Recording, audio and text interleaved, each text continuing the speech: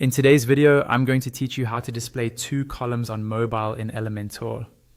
We'll walk through this step by step, so you can take a layout that looks stacked or broken on mobile and turn it into a clean two-column design that's easy to read and looks professional. First, start by logging into your WordPress admin dashboard. Once you're in, look at the menu on the left-hand side and click on Pages. This will open a list of all the pages on your site.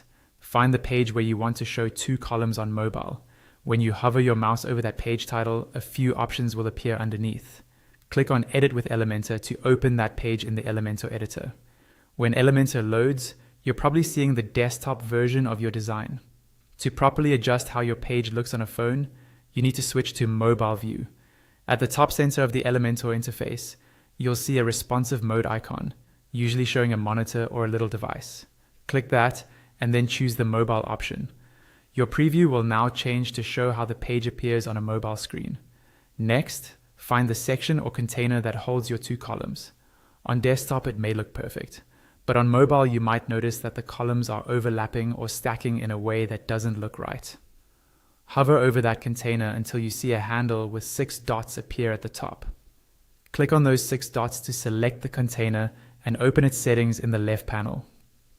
In the Settings panel, make sure you're on the Layout tab. Here, you'll see an option called Wrap or something similar, depending on your version of Elementor. Change this setting to No Wrap. After you do this, look back at your mobile preview and see if your two columns are now displaying side by side. If they still don't appear correctly, adjust the width of each column. A good starting point is to set each column to 50%, then fine-tune until both columns fit nicely next to each other on the mobile view.